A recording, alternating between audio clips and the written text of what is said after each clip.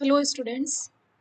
आज हम लोग इस लेक्चर में समझते हैं कि राष्ट्रीय आय क्या होती है और राष्ट्रीय आय को कैसे मापा जाता है, क्या उसमें इंक्लूड किया जाता है और क्या उसमें इंक्लूड नहीं किया जाता है।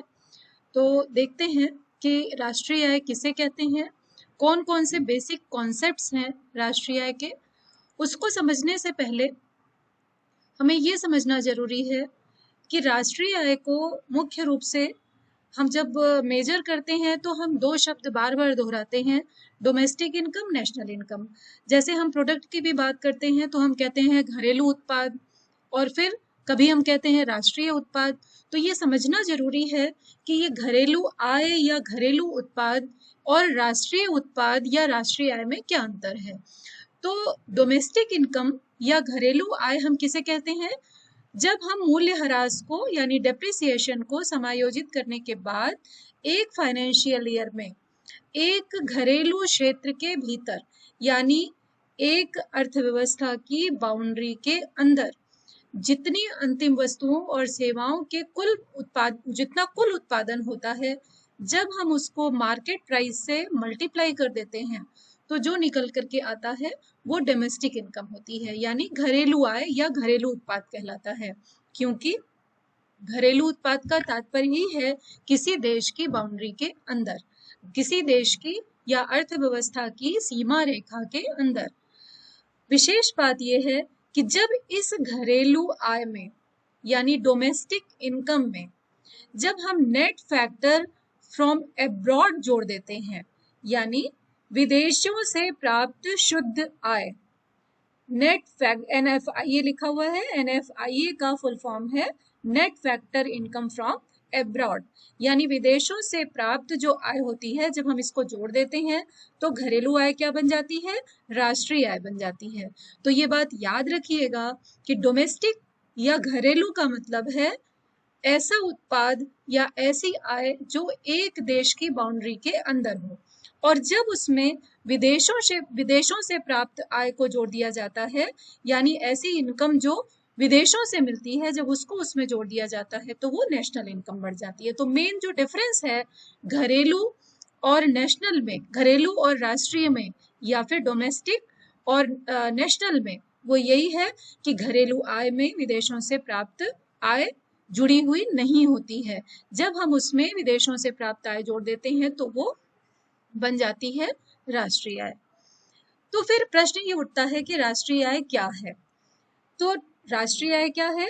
The total value of final goods and services produced by the normal residents during an accounting year after adjusting depreciation which includes net income from abroad. यानी जब अभी जैसा आपको बताया कि जब घरेलू आय में मूल्यह्रास यानी डेप्रिसिएशन को माइनस करने के बाद एक वर्ष में जितना प्रोडक्शन होता है, उस पूरे प्रोडक्शन में जब हम विदेशों से प्राप्त आय जोड़ देते हैं, शुद्ध आय, नेट इनकम जोड़ देते हैं, तो नेट, यहाँ पर नेट शब्द इसलिए इस्तेमाल किया गया है, शुद्ध आय यहाँ पर इसलिए इस्तेमाल किया गया है क्योंकि विदेशों से हमें आय प्राप्त होती भी है, और विदेशों से जो लोग यहाँ पर आते हैं किसी भी काम के लिए, उनको जो भुगतान किया जाता है उसको हम उसमें से माइनस कर देते हैं। यानी विदेशों से जो मिलता है और विदेशों को जो दिया जाता है, दोनों को जब हम माइनस कर देते हैं तो जो मिलता है वो शुद्ध होता है, नेट होता है, उसको इसमें ऐड किया जाता है, और ऐड करने के बाद जो मिलता है उसे कहते हैं net national product at factor cost, और इसी को हम कहते हैं साधन लागत पर शुद्ध राष्ट्रीय उत्पाद। इसमें ध्यान देने वाली बात यह है कि जब भी हम फैक्टर कॉस्ट पर कोई भी चीज मेजर करते हैं, ये याद रखिएगा कि राष्ट्रीय आय का मेजरमेंट दो आधारों पर होता है, एक बाजार मूल्य पर यानी मार्केट प्राइस पर, और दूसरा फैक्टर कॉस्ट पर यानी साधन लागत पर। तो जब भी साधन लागत पर कोई राष्ट्रीय आय मेजर की जाती है, उसको मापा जाता है, तो उसमें से ये तीनों चीजें माइनस की हुई होती हैं। क्या चीज? टैक्सेस, डेप्रिसिएशन और नॉन फैक्टर इनपुट्स यानी रॉ मटेरियल का जो प्राइस होता है वो उसमें से माइनस किया हुआ होता है। अब इसके बाद देखते हैं कि जो राष्ट्रीय आय है उसके बहुत जो प्रमुख अवधारणाएं हैं, जो बेसिक कॉन्सेप्ट्स हैं वो क्या हैं। तो अभी जैसा डिस्कस किया, ये जो आपके एग्जाम में भी बहुत ज्यादा पूछा जाता है कि सकल घरेलू उत्पाद क्या है, सकल राष्ट्रीय उत्पाद क्या है, शुद्ध घरेलू उत्पाद क्या है, शुद्ध राष्ट्रीय उत्पाद क्या है, और इनमें से सबसे ज्यादा राष्ट्रीय आय का जो जिसको हम कहते हैं कि वो राष्ट्रीय आय है। तो आइए एक एक करके देखते हैं। तो इसमें से सबसे पहला सकल घरेलू उत्पाद यानी ग्रॉस डोमेस्टिक प्रोडक्ट या जीडीपी क्या है? एक वर्ष में किसी अर्थव्यवस्था में जितना उत्पादन होता है, जितना अंतिम वस्तुओं और सेवाओं का उत्पादन होता है, उसके बाजार मूल्य को जब हम जोड़ लेते हैं तो वो क्या बनता है? सकल घरेलू उत्पाद यानी जीडीपी। जीडीपी में अभी जैसा आपको बताया था कि जीडीपी में जब हम जोड़ देते हैं net factor income from abroad यानी एक्सपोर्ट और इंपोर्ट दोनों का अंतर, जो विदेशों से प्राप्त शुद्ध आय है, जिसके लिए हम क्या करते हैं? एक्सपोर्ट और इंपोर्ट का अंतर निकालते हैं। जब इसका अंतर हम इसमें जोड़ देते हैं तो ये क्या बन जाता है? जीएनपी यानी ग्रॉस नेशनल प्रोडक्ट। तो अभी आपको बताया था कि घरेलू को राष्ट्रीय में बदलने के लिए क्या करते हैं? उसमें नेट इनकम फ्रॉम अब्रॉड या एक्सपोर्ट माइनस इंपोर्ट को ऐड कर दिया जाता है। अब इसके बाद हम देखते हैं अगला कॉन्सेप्ट, शुद्ध घरेलू उत्पाद। यहां पर आप देख रहे हैं कि सकल किस में बदला? शुद्ध में। राष्ट्रीय उत्पाद जो सकल घरेलू उत्पाद है, अगर हम उसे शुद्ध घरेलू उत्पाद कहें, यानी जीडीपी में जो एनडीपी है, जीडीपी में से अगर हम डेप्रिसिएशन माइनस कर देते हैं, जो घिसावट व्यय है, मूल्यह्रास व्यय है, उसे अगर हम इसमें से माइनस कर देते हैं तो क्या बन जाता है? एनडीपी यानी शुद्ध घरेलू उत्पाद। तो एक बात याद रखिएगा कि सकल को शुद्ध में बदलने के लिए क्या माइनस किया जाता है? डेप्रिसिएशन यानी मूल्यह्रास। क्या है मूल्यह्रास? मूल्यह्रास जब किसी भी प्रकार का प्रोडक्शन होता है तो उसको मेंटेन रखने के लिए, या जब उसकी एक लाइफ होती है, उसका एक जीवन काल होता है, उस जीवन काल में उसको मेंटेनेंस की जरूरत होती है, क्योंकि हम जानते हैं कि कोई भी वस्तु, चाहे वो कितनी भी जिसका भी उत्पादन होता है, समय के साथ साथ धीरे धीरे उसकी वैल्यू घटने लगती है।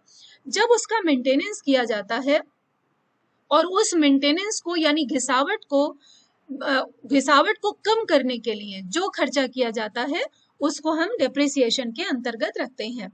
तो याद रखिएगा कि जो डेप्रिसिएशन है उसे जब इसमें से माइनस कर दिया जाता है तो क्या बन जाता है? शुद्ध। तो सकल को शुद्ध में बदलने के लिए डेप्रिसिएशन माइनस होता है, और घरेलू को राष्ट्रीय में बदलने के लिए क्या ऐड होता है? एक्सपोर्ट माइनस इंपोर्ट यानी आयात और निर्यात का अंतर, या इसी को हम कहते हैं net income factor, net factor income from abroad. तो इसके बाद अगर हमें इसे एनडीपी को, जो ये नेट डोमेस्टिक प्रोडक्ट है, अगर हमें इसे एनएनपी में बदलना हो यानी डोमेस्टिक को नेशनल में बदलना हो, तो हम क्या करेंगे? शुद्ध राष्ट्रीय उत्पाद, सकल राष्ट्रीय उत्पाद को शुद्ध राष्ट्रीय उत्पाद में बदलने के लिए हम इसमें से भी जीएनपी में से डेप्रिसिएशन को माइनस कर देते हैं। तो याद रखिएगा, किसी भी सकल घरेलू उत्पाद को अगर हमें शुद्ध घरेलू उत्पाद में बदलना है तो सकल घरेलू उत्पाद में से डिप्रिसिएशन माइनस कर देते हैं। सकल राष्ट्रीय उत्पाद में से शुद्ध राष्ट्रीय उत्पाद में बदलना है तो हम क्या करते हैं? जीएनपी में से हम डिप्रिसिएशन माइनस कर देते हैं। अगर हमें इसे पर कैपिटा में बदलना है तो सिंपल, किसी भी चीज को पर कैपिटा में बदलने के लिए उसे हमें पॉपुलेशन से यानी जनसंख्या से भाग देना होता है। तो अगर हमें जीएनपी पर कैपिटा निकालना है तो जीएनपी को हम पॉपुलेशन से डिवाइड कर देंगे। अगर हमें एनडीपी पर कैपिटा निकालना है तो हम एनडीपी को यानी नेट डोमेस्टिक प्रोडक्ट को यानी शुद्ध घरेलू उत्पाद को पॉपुलेशन से डिवाइड कर देंगे। एक और कॉन्सेप्ट आता है इसमें डिस्पोजेबल इनकम का। डिस्पोजेबल इनकम या व्यय योग्य आय से पहले एक और कॉन्सेप्ट आता है जो इसमें मैंने नहीं लिखा है, वो है व्यक्तिगत आय का या पर्सनल इनकम का। देश में रहने वाले जो भी लोग हैं, जो निवासी हैं, उनको जो आय प्राप्त होती है उसको व्यक्तिगत आय कहा जाता है। और ये व्यक्तिगत आय जो उनको मौद्रिक रूप में तय होती है, जैसे एक एग्जाम्पल लेते हैं, अगर किसी की मौद्रिक आय 10,000 रुपए है, यानी उसकी आय इतनी फिक्स है कि उसे 10,000 रुपए मिलेंगे, लेकिन जब उसमें से टैक्स और तमाम तरह की सेविंग काटने के बाद जो उस व्यक्ति के हाथ में खर्च करने के लिए जो आय आती है उसको हम कहते हैं डिस्पोजेबल इनकम। यानी जो व्यक्तिगत आय है, जो मौद्रिक आय है, उसमें से तमाम कर, यानी जैसे इनकम टैक्स अगर उसे चुकाना है या अन्य किस्तें चुकानी है या फिर जो सेविंग उसको कटनी ही कटनी है, जैसे जीपीएफ फंड वगैरह में जो कुछ जाना है, जब ये सारी चीजें कट करके जो उसके हाथ में खर्च करने के लिए इनकम आती है उसको हम कहते हैं डिस्पोजेबल इनकम या व्यय योग्य आय। अब ये प्रश्न उठता है कि राष्ट्रीय आय को कैसे मापा जाता है। तो राष्ट्रीय आय को मापने की मुख्य 3 विधियां हैं। एक है आय संगणना विधि या इनकम मेथड, दूसरी है उत्पादन संगणना विधि या प्रोडक्शन मेथड जिसे हम वैल्यू एडेड मेथड भी कहते हैं, तीसरी है व्यय संगणना विधि या एक्सपेंडिचर मेथड। आइए हम एक एक करके देखते हैं कि इन विधियों के द्वारा राष्ट्रीय आय को कैसे मापा जाता है। तो सबसे पहले हम लेते हैं राष्ट्रीय आय का मापन यानी measurement of national income by income method, यानी आय संगणना विधि के द्वारा कैसे राष्ट्रीय आय को मापा जाता है। तो इसमें यहाँ हम देख रहे हैं कि 3 मुख्य चीजें ली जाती हैं। ये 3 मुख्य चीजें क्या है? सबसे पहला है कंपेंसेशन ऑफ एम्प्लॉइज, यानी जो लोग रोजगार में होते हैं उनको जो कुछ पर्क्स मिलते हैं, जो कुछ उनको मिलता है, किस फॉर्म में मिलता है? वेज और सैलरी के फॉर्म में, यानी मजदूरी और वेतन जो उनको मिलता है। उसके अलावा तमाम तरह के अलाउंसेस मिलते हैं, जैसे डीए मिलता है, बहुत लोगों को हाउस अलाउंस मिलता है। तो जो वेज और सैलरी जो मूल वेतन है उसके साथ साथ में जितने अलाउंसेस मिलते हैं वो इसमें ऐड कर दिए जाते हैं। इसके अलावा तमाम तरह के बोनस मिलते हैं वो इसमें ऐड कर दिए जाते हैं। और कभी कभी जो एम्प्लॉयर है यानी जो मालिक है जो लोगों को रोजगार देता है वो तमाम तरह के सुरक्षा व्यय भी करता है। जैसे सपोज करिए कि किसी के घर के मकान का मेंटेनेंस कोई दे रहा है, या अपने एम्प्लॉइज के जो उसके एम्प्लॉइज हैं उनके बच्चों के एजुकेशन का व्यय अगर वो उठा रहा है, उनके अस्पताल का या स्वास्थ्य का खर्च कोई उठा रहा है, तो वो सब किस में आता है? सोशल सिक्योरिटी कंट्रीब्यूशन में आता है। तो ये सारे खर्चे जो एम्प्लॉयर करता है अपने एम्प्लॉइज के लिए वेतन के साथ साथ, वो सबके सब किस में रखे जाते हैं? कंपेंसेशन ऑफ एम्प्लॉइज में। तो इसमें और क्या ऐड होता है? इसमें ऐड होता है ऑपरेटिंग सरप्लस। ऑपरेटिंग सरप्लस या कार्यात्मक अधिशेष कहते हैं इसे हिंदी में। तो ऑपरेटिंग सरप्लस में क्या क्या चीजें इंक्लूड होती हैं? वास्तव में जो ऑपरेटिंग सरप्लस है वो क्या कहलाता है? जब कोई उत्पादन की प्रक्रिया की जाती है तो उत्पादन की प्रक्रिया में जितने उत्पादन के साधन लगे होते हैं उन उत्पादन के साधनों को उनके काम करने के बदले में जो भुगतान मिलता है उसको हम ऑपरेटिंग सरप्लस कहते हैं। जैसे अभी यहाँ पर तो हमने देखा, यहाँ पर क्या था? यहाँ पर सारा लेबर था, यानी उत्पादन के जैसा हम जानते हैं कि मुख्य रूप से 5 साधन होते हैं। कौन कौन से? सबसे पहला अगर हम गिने तो क्या होती है? भूमि यानी लैंड। लैंड को जो कंपेंसेशन मिलता है या ऑपरेटिंग सरप्लस जो मिलता है उसको हम कहते हैं लगान या रेंट। इंटरेस्ट, इंटरेस्ट किसकी कीमत होती है? पूंजी की। यानी उत्पादन की प्रक्रिया में जो दूसरा प्रमुख साधन है वो क्या है? पूंजी यानी कैपिटल। कैपिटल के बदले में क्या मिलता है? इंटरेस्ट यानी ब्याज। इसी तरह से रॉयल्टी यानी जो अपनी ओनरशिप है उस ओनरशिप के बदले में जो उसने जो रॉयल्टी मिलती है उसको भी इसमें इंक्लूड किया जाता है। इसके बाद जो एंटरप्रेन्योर है, जो साहसी है, जो उत्पादन करता है, उसको वो भी एक महत्वपूर्ण उत्पादन का साधन है। फैक्टर्स ऑफ प्रोडक्शन में उसकी गिनती होती है। इसको हम किस में रखते हैं? प्रॉफिट में यानी लाभ में। लाभ को अगर हम यहाँ पर देखें तो 3 भागों में बांटा जाता है। लाभ में 3 चीजें इंक्लूड होती हैं। एक तो होता है लाभांश यानी डिविडेंड। डिविडेंड क्या होता है? लाभ का वह भाग जो सारे शेयर होल्डर में बराबर या उनके शेयर होल्डिंग के हिसाब से बांट दिया जाता है। यानी अगर किसी फर्म में कई सारे शेयर होल्डर हैं तो लाभ का हिस्सा उनको डिस्ट्रीब्यूट होता है, उसको हम कहते हैं लाभांश या डिविडेंड।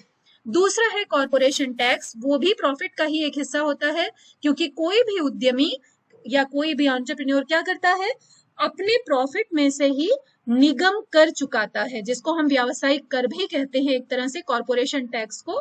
यानी वो अपने लाभ का एक हिस्सा सरकार को कॉरपोरेशन टैक्स के रूप में देता है, जितना भी उसके ऊपर इम्पोज किया जाता है, और एक पार्ट वो उसमें से बचा लेता है, जिसको हम कहते हैं प्रॉफिट अनडिस्ट्रीब्यूटेड, या इसको हिंदी में कहते हैं अवितरित लाभ।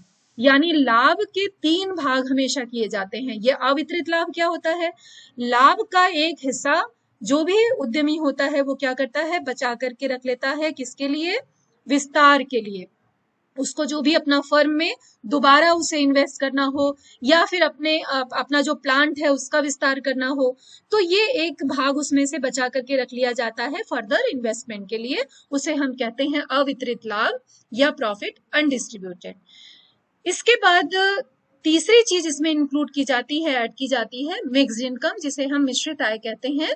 ये जो लोग सेल्फ एम्प्लॉयड होते हैं उनकी आय को भी इसमें जोड़ दिया जाता है, क्योंकि इस कैटेगरी को, यानी श्रम की कैटेगरी के साथ साथ जो उद्यमी की कैटेगरी है या उत्पादन के अन्य साधन है, इन सब की आय को जोड़ा जा रहा है। अगर आप देखें तो इसमें सारी आय इंक्लूडेड है, सिर्फ एक आय के। ये कौन सी आय है, ये वो आय है जिसमें कुछ लोग ऐसे होते हैं जो अपनी भूमि का इस्तेमाल करते हैं, अपनी मेहनत जो करते हैं, यानी जो सेल्फ अपने जो उत्पादन के अपने साधन को लगाते हैं, लेकिन उसके बदले में कुछ नहीं लेते हैं, तो उसको भी इसमें इंक्लूड किया जाता है। इसे हम रखते हैं मिश्रित आय में। इन तीनों को जब हम जोड़ते हैं तो क्या बनता है, एनडीपी एट फैक्टर कॉस्ट। आपको याद है अभी एनडीपी बताई थी, नेट डोमेस्टिक प्रोडक्ट, यानी शुद्ध घरेलू उत्पाद, किस पर, फैक्टर कॉस्ट पर। ये फैक्टर कॉस्ट बहुत इंपॉर्टेंट है। फैक्टर कॉस्ट यहाँ पर क्यों किया, साधन लागत पर, क्योंकि यहाँ पर ये सारी चीजें क्या हैं, ये साधनों की लागत ही तो है। श्रम को ये मिल रहा है, पूंजी को ये मिल रहा है, भूमि को लगान मिल रही है, उद्यमी को यानी उत्पादक को लाभ मिल रहा है। इसके अलावा जो व्यक्ति उत्पादन के साथ साथ स्वयं काम कर रहा है, स्वयं अपनी भूमि का उपयोग कर रहा है, अपने उपकरण का प्रयोग कर रहा है, उनको क्या मिल रहा है, मिश्रित इनकम। तो ये सारी चीजें क्या है, ये है फैक्टर कॉस्ट, यानी साधन लागत। अब साधन लागत में जब हम विदेशों से प्राप्त शुद्ध आय को जोड़ देते हैं, जिसे हम कैसे निकालते हैं, आपको पहले भी बता चुकी हूँ, factor income received from abroad, यानी बाहर से मिलने वाली आय में से घटा दिया जाता है बाहर विदेशों में जो साधन है, विदेशों से आए हुए साधनों को जो पे किया जाता है, इसको जब हम घटा लेते हैं तो हमें मिलता है नेट फैक्टर इनकम। इसको जब हम इसमें जोड़ देते हैं तो हमें क्या मिल जाता है, ये डोमेस्टिक से किसमें कन्वर्ट हो जाता है, नेशनल में। तो क्या बन जाता है, एनएनपी एट फैक्टर कॉस्ट, यानी net national product at factor cost. और हमेशा याद रखिएगा कि नेशनल इनकम पर्यायवाची है, सिनोनिम्स है किसका, net national product at factor cost का। जब भी हमें राष्ट्रीय आय निकालनी होती है तो अंत में हमें यही फाइंड आउट करना होता है, क्या, net national product at factor cost, यानी साधन लागत पर शुद्ध राष्ट्रीय उत्पाद, इसी को हम क्या कहते हैं, राष्ट्रीय आय। इसके बाद कुछ विशेष बातें हैं कि जब भी आय संगणना विधि के द्वारा राष्ट्रीय आय मापी जाती है तो कुछ चीजें उसमें से निकाल दी जाती हैं, जैसे ट्रांसफर इनकम को इसमें नहीं जोड़ा जाता। ट्रांसफर इनकम क्या होती है, ऐसी आय जो स्कॉलरशिप के बदले में प्राप्त हो, पेंशन हो, यानी ऐसी आय जिसके बदले में कोई व्यक्ति काम नहीं करता बल्कि बिना काम किए हुए उसे आय प्राप्त होती है, ऐसी इनकम को कहा जाता है ट्रांसफर इनकम या हस्तांतरण आय। राष्ट्रीय आय में कभी भी हस्तांतरण आय को नहीं जोड़ा जाता। इसके अलावा अगर एक बार जो सेकेंड हैंड गुड्स हैं उनको भी इसमें इंक्लूड नहीं किया जाता, उनको बेचने से जो आय प्राप्त होती है उसे भी इसमें जोड़ा नहीं जाता है। शेयर बॉन्ड्स को बेचने के बाद जो आय प्राप्त होती है उसे भी इसमें जोड़ा नहीं जाता है, इसी को हम कैपिटल गेन भी कहते हैं। कैपिटल गेन को इसमें इंक्लूड नहीं किया जाता है। इनकम टैक्स को भी इसमें जोड़ा नहीं जाता है क्योंकि वो ऑलरेडी पार्ट, जो ग्रॉस इनकम है उसका एक पार्ट होता है। तो इसके बाद नेक्स्ट आते हैं राष्ट्रीय आय की मापने की उत्पादन संगणना विधि पर। बहुत इंपॉर्टेंट है ये। और जो वैल्यू एडेड मेथड है, वैल्यू एडेड मेथड निकालने के लिए क्या करते हैं, जो अर्थव्यवस्था के 3 प्रमुख क्षेत्र हैं वो कौन से हैं? प्राइमरी सेक्टर, जिसमें एग्रीकल्चर एंड एलाइड सेक्टर आता है। दूसरा कौन सा है? सेकेंडरी सेक्टर, जिसमें मैन्युफैक्चरिंग सेक्टर आता है, जो औद्योगिक क्षेत्र है वो सारा का सारा इसमें आता है। और तीसरा क्षेत्र टर्सरी सेक्टर कौन सा है? सर्विसेज का, यानी सेवा क्षेत्र का। तो तीनों क्षेत्रों में जो नेट वैल्यू ऐड होता है उसको हम जोड़ लेते हैं इस विधि के अंतर्गत। और ये नेट वैल्यू एडेड निकलता कैसे है? ये जो वैल्यू एडेड है उसको निकालने के लिए हम क्या करते हैं, जितना उत्पादन किया जाता है इन तीनों क्षेत्रों में, उसके आउटपुट के मूल्य में से जो इनपुट है उसके मूल्य को हम क्या करते हैं, घटा देते हैं। एक विशेष बात यहाँ पर यह है कि इसमें कौन से इनपुट इंक्लूडेड है? नॉन फैक्टर, क्योंकि फैक्टर इनकम वाला तो आप देख चुके हैं कि उसको इनकम मेथड से निकाला जाता है। तो इसमें जो नॉन फैक्टर इनपुट है, जैसे रॉ मटेरियल का खर्चा है, बिजली का खर्चा है, वो सारी चीजें जो इनपुट के रूप में यूज होती हैं, जिनका जिक्र अभी पिछली मेथड में नहीं किया था, उसको जब हम इसमें से माइनस कर देते हैं तो क्या निकलता है? वैल्यू एडेड, यानी मूल्यवर्धन। तीनों क्षेत्रों में इसी प्रकार से अलग अलग मूल्यवर्धन जब हम निकाल देते हैं तो जो निकल करके आता है वो क्या बनता है? ग्रॉस डोमेस्टिक प्रोडक्ट, यानी सकल घरेलू उत्पाद। किस पर? मार्केट प्राइस पर, बाजार मूल्य पर। बाजार मूल्य पर सकल घरेलू उत्पाद, ये क्या होता है? ये तीनों क्षेत्रों में जितना उत्पादन होता है उसमें जो वैल्यू ऐड होती है उसको हम उसके मार्केट प्राइस से मल्टीप्लाई करके ये निकाल लेते हैं, जिसका अभी सबसे पहले जब डेफिनेशन दी थी तब आपको बताया था। अब इस डोमेस्टिक प्रोडक्ट में से क्या करते हैं, इसमें net factor income from abroad जोड़ देते हैं। तो आप यहाँ देख रहे हैं ये क्या बन जाता है? जीएनपी एड फैक्टर कॉस्ट, यानी डोमेस्टिक से किसमें कन्वर्ट हो गया? नेशनल में, है ना। यानी gross national product at market price, already market price पर है इसलिए मार्केट प्राइस पर कंटिन्यू है। यानी जब हम ग्रॉस डोमेस्टिक प्रोडक्ट यानी सकल घरेलू उत्पाद में विदेशों से प्राप्त शुद्ध आय को जोड़ देते हैं तो वो बन जाता है क्या? बाजार मूल्य पर सकल राष्ट्रीय उत्पाद, ग्रॉस नेशनल प्रोडक्ट। और जब हम इसमें से डेप्रिसिएशन माइनस कर देते हैं, यानी मूल्यह्रास या घिसावट व्यय अगर हम माइनस कर देते हैं, तो आपको याद होगा पहले भी बताया था कि जो ग्रॉस है वो किस में कन्वर्ट हो जाता है? नेट में, है ना। यानी नेट नेशनल प्रोडक्ट किस पर? मार्केट प्राइस पर। तो नेट नेशनल प्रोडक्ट, जिसे हम हिंदी में कहते हैं शुद्ध राष्ट्रीय उत्पाद, नेट नेशनल प्रोडक्ट किस पर? बाजार मूल्य पर या मार्केट प्राइस पर। फिर इसमें से चूंकि बाजार मूल्य में डायरेक्ट इनडायरेक्ट टैक्सेस जुड़े हुए होते हैं, तो जब हम उसको इसमें से भी माइनस कर देते हैं, यानी इनडायरेक्ट टैक्सेस को एनएनपी एट मार्केट प्राइस में से माइनस कर देते हैं, तो जो आता है वो क्या होता है? Net national product at factor cost. अब ये बात याद रखिएगा कि मार्केट प्राइस और फैक्टर कॉस्ट में जो अंतर है वो किस चीज पर है? नेट इनडायरेक्ट टैक्सेस में, ठीक है ना। तो जब हम नेट इनडायरेक्ट टैक्सेस या शुद्ध अप्रत्यक्ष कर घटा देते हैं तो जो हमें मिलता है वो साधन लागत पर शुद्ध राष्ट्रीय उत्पाद कहलाता है। और हम जानते हैं कि ये साधन लागत पर जो शुद्ध राष्ट्रीय उत्पाद है उसी को हम कहते हैं राष्ट्रीय आय। एक चीज यहाँ ध्यान देने की है, ये नेट इनडायरेक्ट टैक्सेस मैंने क्यों लिखा है, केवल इनडायरेक्ट टैक्सेस क्यों नहीं लिखा है? इसलिए कि जब इनडायरेक्ट टैक्सेस में से क्योंकि आपको ये भी पता है कि बहुत सारी सब्सिडी मिलती है जो कि मार्केट प्राइस में ऑलरेडी जुड़ी हुई नहीं होती है। तो जो सब्सिडी है जब हम उसको इसमें जोड़ देते हैं इनडायरेक्ट टैक्सेस में से, इनडायरेक्ट टैक्स में सब्सिडी जोड़ के इसमें सब्सिडी जोड़ देते हैं और इनडायरेक्ट टैक्सेस को घटा देते हैं, तो जो निकल करके आता है उसे कहते हैं नेट इनडायरेक्ट टैक्सेस।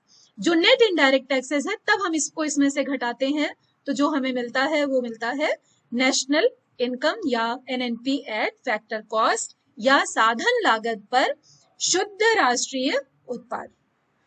इसके बाद तीसरी बहुत इंपॉर्टेंट मेथड है, वो है राष्ट्रीय आय की मापन की व्यय संगणना विधि या एक्सपेंडिचर मेथड। जैसा कि ये यहाँ पर हम देख रहे हैं, बहुत सिंपल है ये। राष्ट्रीय आय बराबर किसके? कंजम्पशन। सी का मतलब यहाँ पर है कंजम्पशन, है ना? किसका कंजम्पशन? जो लोग अर्थव्यवस्था में रहते हैं उनका जो अंतिम उपभोग व्यय है, निजी अंतिम उपभोग व्यय, जिसको हम कहते हैं प्राइवेट फाइनल कंजम्पशन एक्सपेंडिचर।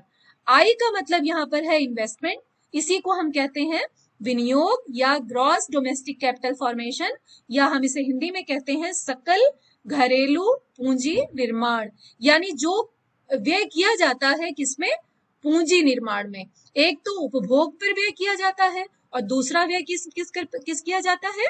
पूंजी निर्माण पर। तो याद रखिएगा कि व्यय हमेशा दो तरह के होते हैं, एक वो व्यय जो उपभोग पर उपभोक्ता करता है और एक वो व्यय जो उत्पादक करता है विनियोजन के रूप में, विनियोग के रूप में या निवेश के रूप में। तो इन दोनों को जोड़ लेते हैं। और एक व्यय और होता है जो सरकार करती है। सरकार का व्यय वो उपभोग का व्यय भी हो सकता है और विनियोग का भी व्यय हो सकता है। इसको जब हम इसमें ऐड कर लेते हैं तो वो बन जाता है क्या यहाँ पर समीकरण का? जी, गवर्नमेंट फाइनल कंजम्पशन एक्सपेंडिचर, यानी सरकार का अंतिम उपभोग व्यय इसमें जोड़ लिया जाता है। और एक चीज और जोड़ी जाती है, वो क्या है? वही विदेशों से प्राप्त शुद्ध आय। जो शुद्ध आय यहाँ पर इसलिए कहते हैं एक्सपोर्ट पर जितना खर्चा होता है और एक्सपोर्ट करने पर जो इनकम प्राप्त होती है उसमें इंपोर्ट पर किया जाने वाला व्यय, इनको जब हम घटा देते हैं तो आयात निर्यात पर होने वाला व्यय यानी net expenditure on export import निकाल लिया जाता है और इसमें ऐड कर दिया जाता है। तो ये चार चीजें जब हम जोड़ लेते हैं तो निकल करके क्या आता है?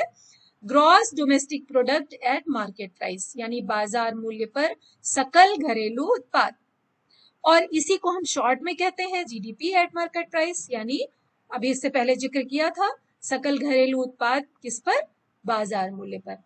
जब हम उसी तरह से इस बाजार मूल्य में से, सकल घरेलू उत्पाद के बाजार मूल्य में से मूल्य ह्रास या घिसावट व्यय को घटा देते हैं, बाहर से प्राप्त इसमें इनकम हम जोड़ लेते हैं। ध्यान रखिएगा ये व्यय है, ये आय नहीं है, ये व्यय है। और यहाँ पर जब हम विदेशों से प्राप्त शुद्ध आय जोड़ लेते हैं और उसमें से शुद्ध अप्रत्यक्ष कर, यहाँ पर लिख के इसीलिए लिख दिया है इनडायरेक्ट टैक्स माइनस सब्सिडी, इसको जब हम इसमें जोड़ लेते हैं तो जो निकल करके आता है वो क्या होता है? Net national product at factor cost या एनएनपी एट फैक्टर कॉस्ट, या इसी को हिंदी में कहते हैं शुद्ध राष्ट्रीय उत्पाद किस पर? साधन लागत पर। साधन लागत पर शुद्ध राष्ट्रीय उत्पाद जो किसका पर्यायवाची है? राष्ट्रीय आय का। तो ये तीन विधियां हैं राष्ट्रीय आय को मापने की। कुछ विशेष बातें ध्यान रखने की होती हैं कि क्या क्या जुड़ा होता है राष्ट्रीय आय में, अभी कुछ आपसे जिक्र किया भी था। ऐसी वस्तुएं जो सेल्फ कंजम्पशन के लिए रखी जाती हैं वो इसमें जोड़ी जाती हैं। जो सेल्फ ऑक्यूपाइड प्रॉपर्टी है उसका जो लगान है वो भी इसमें जोड़ा जाता है। लेकिन इसमें क्या नहीं जोड़ा जाता? हर जगह हमने क्या शब्द प्रयोग किया है? Final goods. तो याद रखिएगा जो मध्यस्थ वस्तुएं हैं, इंटरमीडिएट गुड्स हैं, उसको इसमें नहीं जोड़ा जाता। आपसे पहले भी जिक्र किया है कि ट्रांसफर पेमेंट्स यानी हस्तांतरण आय इसमें नहीं जोड़ी जाती है, यानी जो बिना काम के बदले में जो भी ऐसी इनकम जो बिना काम के मिलती है वो इसमें नहीं जोड़ी जाती है। जो हाउस वाइफ्स हैं उनकी आय को नहीं जोड़ा जाता क्योंकि उसके बदले में उनको किसी प्रकार की कोई इनकम नहीं मिलती, इसलिए उसे नहीं जोड़ते हैं। जो ब्लैक मनी है और इसके अलावा जो पुरस्कार या लॉटरी की तरह अचानक कोई इनकम प्राप्त होती है उसको भी हम इसमें इंक्लूड नहीं करते हैं। इसके बाद कुछ विशेष तथ्य हैं जो जानने जरूरी है राष्ट्रीय आय से संबंधित, कि जो पहला राष्ट्रीय आय का एस्टिमेट है वो सबसे पहले दादा भाई नौरोजी ने 1867-68 में किया था, जिसको उन्होंने किसमें पब्लिश किया था? उनकी बहुत प्रसिद्ध पुस्तक है poverty and un British rule in India. ठीक है, तो इसको सबसे पहला जो क्रेडिट जाता है राष्ट्रीय आय को रफ एस्टिमेट मेजर करने का वो है दादा भाई नौरोजी को। और आप देख रहे हैं कि ये आजादी से बहुत पहले का एस्टिमेट है। लेकिन आजादी के बाद, आजादी से पहले जो साइंटिफिक एस्टिमेट है, यानी वैज्ञानिक तरीके से इसको मेजर करने का जो श्रेय जाता है, वो प्रोफेसर VKRV राव को जाता है। उन्होंने 1931-32 में इसका एक साइंटिफिक मेजरमेंट कैसे किया जाए इसका तरीका सबसे पहले बताया था। उसके बाद आजादी के बाद भारत सरकार का जो वाणिज्य मंत्रालय था, उसने सबसे पहले 1948-49 में भारत की राष्ट्रीय आय को सिस्टमेटिकली मेजर करने के लिए तरीका अपनाया और मेजर किया। इसके बाद जो सबसे पहली कमेटी जो राष्ट्रीय आय को मापने की बनी थी 1949 में, वो उसके जो चेयरमैन थे वो डॉक्टर PC महालनोबिस थे। अगर आपको याद हो तो ये भी याद होगा कि PC महालनोबिस के मॉडल पर ही आधारित द्वितीय पंचवर्षीय योजना भी आरंभ की गई थी। ये कलकत्ता में आधारित जो इंडियन स्टैटिस्टिकल इंस्टीट्यूट है, भारतीय सांख्यिकी संस्थान, उसके चेयरमैन भी थे। और इस पूरे राष्ट्रीय आय को मेजर करने का जो संगठन है, जो संस्थान है, वो कौन है? NSO यानी नेशनल स्टैटिस्टिकल ऑर्गेनाइजेशन। पहले ये क्या करता है? CSO था पहले, ये सेंट्रल स्टैटिस्टिकल ऑर्गेनाइजेशन, जिसको अब मर्ज कर दिया गया है। CSO और NSSO दोनों को नेशनल स्टैटिस्टिकल ऑर्गेनाइजेशन के रूप में, राष्ट्रीय सांख्यिकी संगठन के रूप में पहले ये दो भागों में बटा हुआ था। CSO जो है ये ministry of statistical and programme implementation के अंतर्गत आता था और हर साल नेशनल अकाउंट स्टैटिस्टिक्स के रूप में जो डेटा है वो पब्लिश करता था राष्ट्रीय आय का, यानी भारत में कितनी राष्ट्रीय आय है इसका डेटा नेशनल अकाउंट स्टैटिस्टिक्स के माध्यम से पब्लिश किया जाता था। और पब्लिश कौन करता था? CSO करता था, जो अब किस में बदल गया है? राष्ट्रीय सांख्यिकी संगठन में, नेशनल स्टैटिस्टिकल ऑर्गेनाइजेशन में। तो आज के लिए बस इतना ही। फिर इसके बाद जो नया लेक्चर होगा उसमें हम देखेंगे कुछ और नई महत्वपूर्ण चीजें।